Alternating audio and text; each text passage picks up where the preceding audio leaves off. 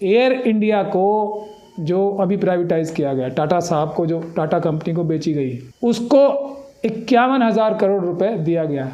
एक और सट्टे बाजार का इसी प्रकार का ये घोरक धंधा सरकार शुरू कर रही है और उससे लोगों की मेहनत की कमाई से इसमें भी 30% टैक्स लेगी। जो भी आ रहा है वो शेड्यूल ट्राइब कम्युनिटी की वजह के पैसे जो हैं, ओबीसी के जो पैसे हैं और जो माइनॉरिटीज़ के पैसे हैं, जो हमारा हक है उसको मार के ही ये लोग अपने इंडस्ट्रियलिस्ट मित्रों को बांट रहे हैं। जो अमीर हैं वो अमीर बन रहे हैं, जो गरीब हैं वो और गरीब हो रहे हैं। ये इस देश की सच्चाई बनती जा रही है, जिसके लिए हमें जागना पड़ेगा। नमस्कार, मैं शंभू कुमार सिंह और आप देख रहे हैं नेशनल दस्तक। मेरे साथ देश के जाने माने वकील महमूद प्राचा साहब हैं। आप सब जानते हैं, इनको किसी परिचय के मोहताज नहीं है। लेकिन प्राचा साहब सिर्फ कानून की लड़ाई नहीं लड़ रहे हैं, वो इस देश में सोशल जस्टिस, इक्वालिटी, फ्रेटर्निटी, संविधान बचाने और ख़ासकर Bahujan Samaj, SC, ST, OBC minority को बचाने की लड़ाई लड़ रहे हैं। वो बचेगा कैसे? वो बचेगा तभी जब वो आर्थिक रूप से सशक्त होगा। बाबा साहब ने कहा था कि आज़ादी के बाद हम एक ऐसे देश में जा रहे हैं जहाँ राजनीतिक समानता तो होगी, एक वोट का अधिकार तो सबको होगा, लेकिन आर्थिक खाई जो है वो बहुत गहरी है। उसे पाटने के लिए क्या किया जाए? बजट आया है, SC, ST, OBC माइनॉरिटी की तरफ से चुप्पी है, तो हमने सोचा कि कानून के विशेषज्ञ जो हैं वो आर्थिक मामलों के भी जानकार है, तो उनकी राय ली जाए। क्या है सर, इस बार का बजट में कुछ देश बनेगा या बहुजन समाज के हिस्से में भी कुछ है? बहुजन समाज जो 87% देश का कम से कम है, उसके हिस्से में तो आज़ादी के बाद से अब तक भी कुछ नहीं आया। लेकिन ज़रूरत इस बात की है कि हमारे SC, ST, OBC और माइनॉरिटीज़ के लोग भी जो हैं, वो जो इंटेलेक्चुअल्स हैं, वो बजट पे भी लोगों को समझाने की कोशिश करें कि बजट है क्या। तो मैं आम इंसान की भाषा में बजट लोगों को बताने की कोशिश कर रहा हूँ कि ये बजट किस प्रकार का है, जिसको जो हमारी क्रिमिनल मीडिया है कितना ताली बजा रही है और कितनी वाहवाही कर रही है प्रधानमंत्री साहब की।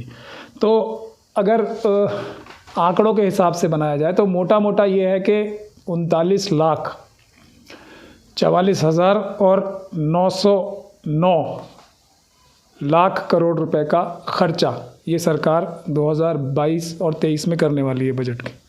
कितना? 39,44,909 लाख करोड़ रुपए। अब इसमें से जो सरकार की इनकम या कलेक्शन या बोरोइंग्स के ज़रिए होने वाली है 22,83,713 करोड़ की, यानी कि नेट जो उधार लेके और जो कमी पड़ेगी वो है करीब 16,61,196 करोड़ रुपए की।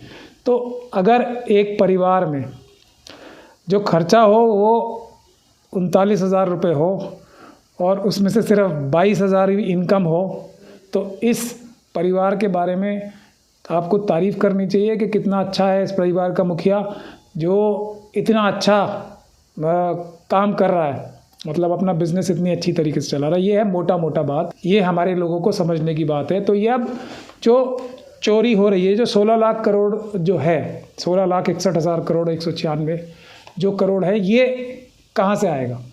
सबसे पहली बात तो ये, मैं उसके लिए आप लोगों को ये बताना चाहता हूँ कि ये आएगा जो SC, ST, OBC और माइनॉरिटीज़ का जो हक है, जो सब प्लान का पैसा है। नहीं, सब प्लान का अलग है।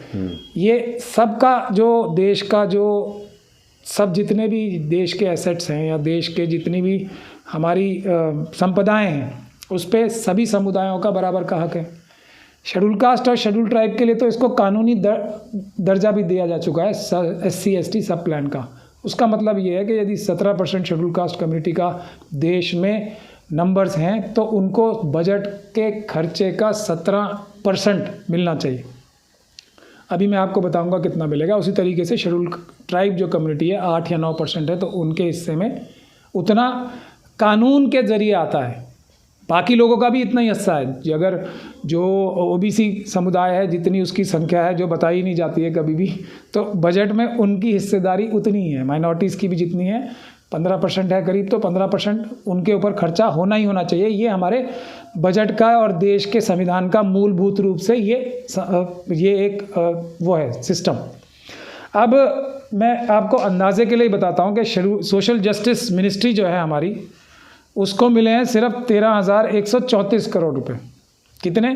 13,134 करोड़ रुपए। ये करीब बजट का मेरे ख्याल से 0.6% होगा। कितना? सोशल जस्टिस मिनिस्ट्री, जिसमें SC, ST, OBCs और महिलाएं, विकलांग, बच्चे सब आते हैं, उसके लिए कितना? 13,000 करोड़ रुपए सिर्फ। ये है हमारे देश का अच्छा बजट। माइनॉरिटीज़ के लिए 5,021 करोड़ रुपए, जो कि 0.2% है पूरे बजट का। माइनॉरिटी की संख्या कितनी है? 15%। SC, ST और BC, आपको पता है ना, ये संविधानिक हमारी कमीशंस हैं। Schedule caste commission, schedule tribe commission, backward classes commission, ये सब संविधानिक हमारी कमीशंस हैं, संविधान की धारा 338 के तहत। इसको और सफाई कर्मचारी आयोग को भी, जो नेशनल सफाई कर्मचारी आयोग है, उसको सबको मिला के बजट है सिर्फ और सिर्फ 56 करोड़ रुपए। शायद प्रधानमंत्री जी इससे ज़्यादा के कपड़े पहन लेते होंगे। ये सारे हमारे आयोग जो हमें न्याय दिलाने के लिए, schedule caste, schedule tribe, OBC और सफाई कर्मचारियों को जो न्याय दिलाने के लिए, और उनकी क्या हालत है सब लोग जानते हैं, उसके लिए इस मोदी सरकार, हमारी रिस्पेक्टेड सरकार के पास सिर्फ 56 करोड़ रुपए हैं। जो हैंडीकैप्स के लिए खर्चा होने वाला है वो सिर्फ 635 करोड़ रुपए का खर्चा करने वाला है। इसके सामने अगर मैं आपको बताऊं कि एयर इंडिया को जो अभी प्राइवेटाइज़ किया गया, टाटा साहब को, जो टाटा कंपनी को बेची गई, उसको 51,000 करोड़ रुपए दिया गया है।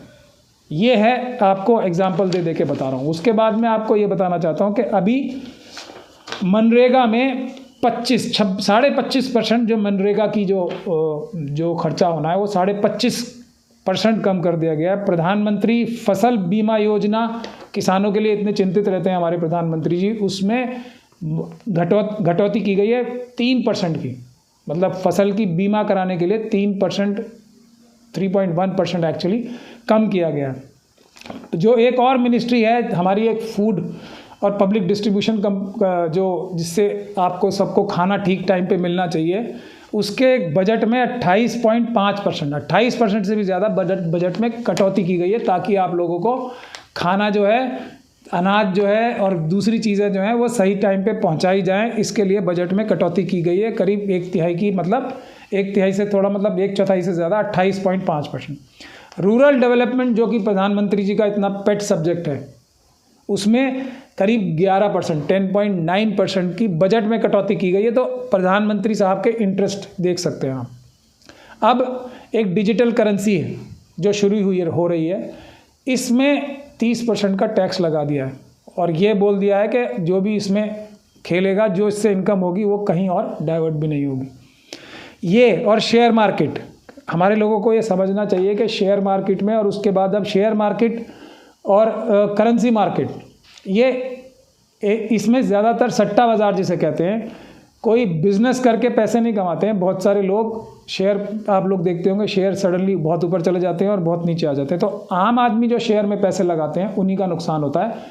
ज़्यादातर ये देखा गया है, और ऐसा ज़्यादातर होता ही है, कि जो कुछ मार्केट के बड़े बड़े प्लेयर्स हैं, बड़ी बड़ी कंपनियां हैं, वो आर्टिफिशियली लोगों को लुभाती हैं कि अब इसके पैसे बढ़ने वाले हैं, तो लोग उसमें इन्वेस्ट करते हैं और वो सडनली गिरा के सारा लोगों का पैसा छीन लेते हैं। ये है जो आप लोगों के साथ धोखा हो रहा है। अब ये एक और जो डिजिटल करेंसी, जो क्रिप्टो करेंसी जिसे कहा जाता है, वो एक और सट्टे बाज़ार का इसी प्रकार का ये घोरक धंधा सरकार शुरू कर रही है, और उससे लोगों की मेहनत की कमाई से इसमें भी 30% टैक्स लेगी। और ये मेरे ख्याल से तो ये धंधा शुरू ही नहीं करना चाहिए था, लेकिन सरकार ने बहुत सारे वजूहात से, जिसमें ऑब्वियसली करप्शन सबसे बड़ा इशू है, को करप्शन की बुनियाद पे ये क्रिप्टो करेंसी भी शुरू की है।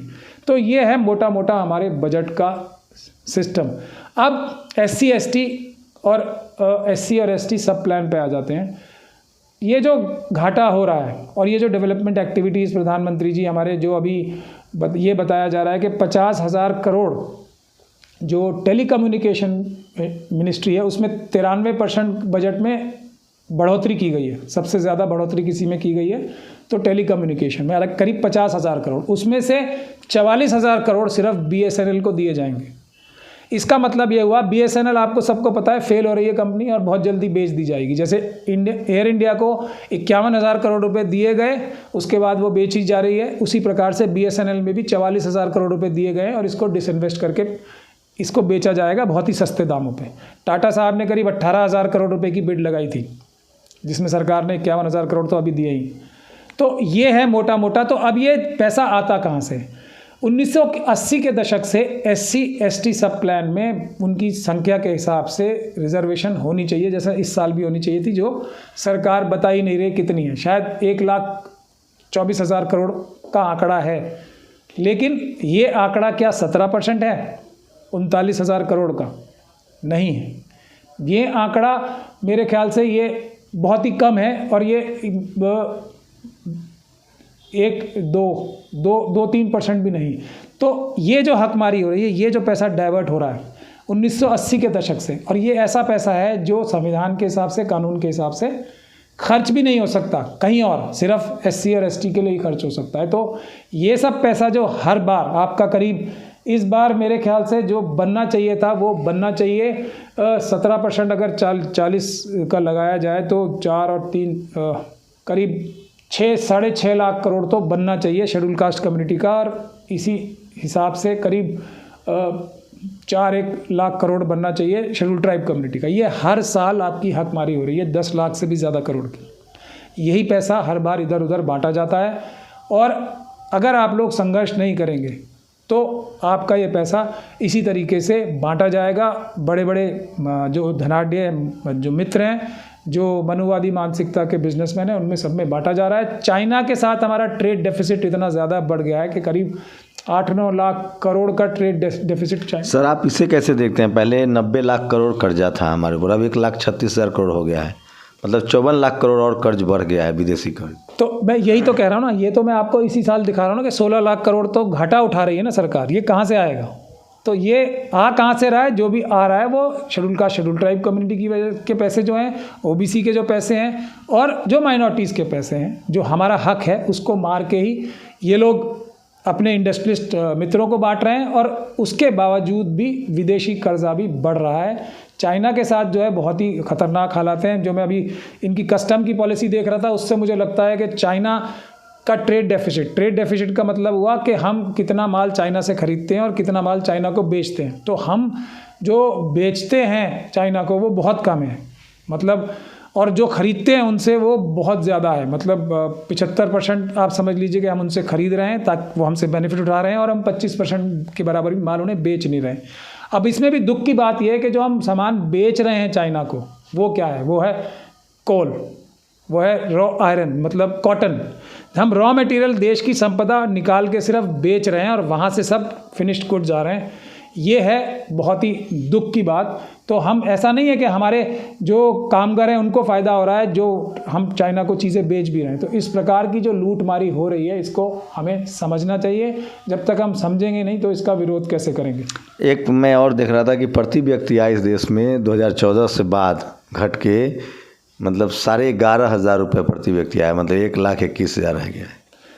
नहीं, वो देखिए आप, वो तो ये प्रति व्यक्ति आय घट रही है वो अलग बात है, लेकिन कुछ लोगों की आय जो बढ़ रही है वो भी देखिए। इस देश में ऑक्सफैम की अभी एक सर्वे आया था, उसमें ये बताया जा रहा है कि जो हमारे देश के कुछ चुनिंदा लोग हैं, कुछ जो कंपनीज़ हैं, करीब 50-60 कंपनीज़ जो हैं, वो देश की करीब 70% संपदा के मालिक हैं। ये है दूसरी रियलिटी। तो जो अमीर हैं वो अमीर बन रहे हैं, जो गरीब हैं वो और गरीब हो रहे हैं। ये इस देश की सच्चाई बनती जा रही है, जिसके लिए हमें जागना पड़ेगा। और उसका एक ही सलूशन है, अभी जो प्रेजेंट गवर्नमेंट है उसको अगर आप वोट देना बंद नहीं करेंगे तो ये देश जो है सिर्फ विनाश के कगार की तरफ बढ़ रहा है। और इसीलिए हम तो एक बात बार बार इसीलिए ये कहते हैं कि जहाँ भी आपको ये लगे कि मुसलमानों के लिए कोई बहुत बुरी चीज़ ये सरकार बताए कि मुसलमानों ने ये बहुत बुरा काम कर दिया, तो तभी आपके कान और आंखें खुल जानी चाहिए कि यहाँ अब कोई बड़ी चोरी हो रही होगी, जिसको छुपाने के लिए ये मुस्लिम कम्युनिटी के ऊपर इस तरह का कोई इल्ज़ाम लगाया जा रहा है। ये मैं आपको फार्मूला बता रहा हूँ। अगर आप इस फार्मूले पे, जो हम में से समझदार लोग हैं, अमल करना शुरू करेंगे तो हर टाइम ये इंडिकेटर होता है कि अगर कोई झूठा इल्ज़ाम मुस्लिम कम्युनिटी पे लगाया जा रहा है तो उसके साथ साथ कोई बड़ी चोरी हो रही होगी।